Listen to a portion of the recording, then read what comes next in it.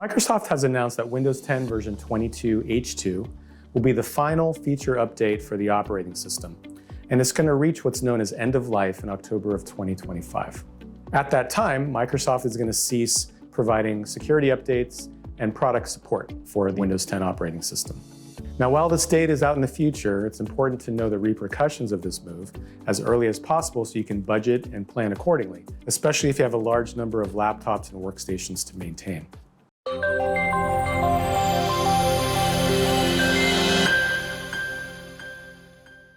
Hi, I'm Rob Schenk with the Managed Technology channel. Now, we've helped many businesses over the years dealing with expiring hardware and software, and this is going to provide a brief overview of the Windows 10 end of life that's upcoming. So what's the impact of Windows 10 EOL? There's several considerations that you should plan for. One, increased security exposure and vulnerabilities caused by an unsupported operating system can leave your infrastructure susceptible to new threats. Two, you risk non-compliance with regulatory mandates for your industry that require the use of vendor-supported software.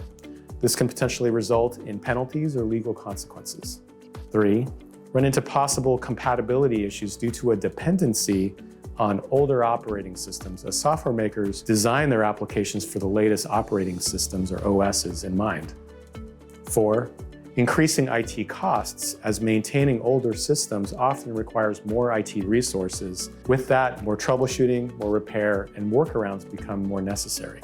And five, competitive disadvantages as competitors who adopt the latest technologies gain an edge in terms of agility and efficiency.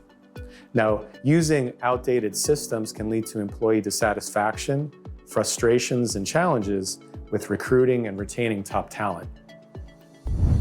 So what are your options? The recommended approach is to upgrade to the latest version of Windows. The latest version of Windows will offer the best user experience and will offer the latest security features. You can upgrade to the latest version of Windows through a couple of upgrade paths. These include an in-place upgrade, a clean installation, or a hardware replacement. Now, in-place upgrades are straightforward to deploy and you're not going to interrupt the user, so it's minimal user disruption. However, they can often result in slower performance, especially if they're upgraded on older hardware. So a better approach here is a clean installation, which is going to eliminate clutter, it's going to result in better performance. However, the process can be time-consuming and requires typically application reinstallation.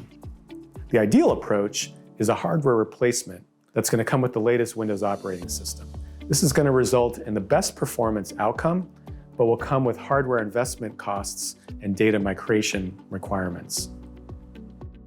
You also have the option of moving to a non-Microsoft alternative, such as macOS or Linux. Make sure that you learn the pros and cons before deciding if this is the appropriate path for your business.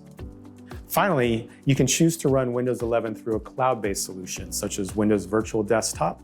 This is a scalable and flexible alternative and reduces the dependence on local hardware. However, it does require a reliable internet connection and you're going to incur subscription costs. An alternative here is to leverage virtualization software, which can be used for testing and training, but it's going to require robust hardware for smoother operations. Now, there's still some time before Windows 10 reaches end of life, but we suggest you start the budgeting and planning process now, as a complete transition typically takes months to years, depending on the size of your organization. We recommend gradually migrating departments or teams to the latest version of Windows based on hardware age, prioritization, compatibility, and your business requirements. Need help migrating to the cloud? Check out this video on best practices for a smooth cloud migration process. As always, I'm Rob from the Managed Technology channel. If this video provided some value, please like it and subscribe to our channel so we can grow and help other business tech users like yourself. If there's something on this channel you'd like to see, please comment below. See you next time.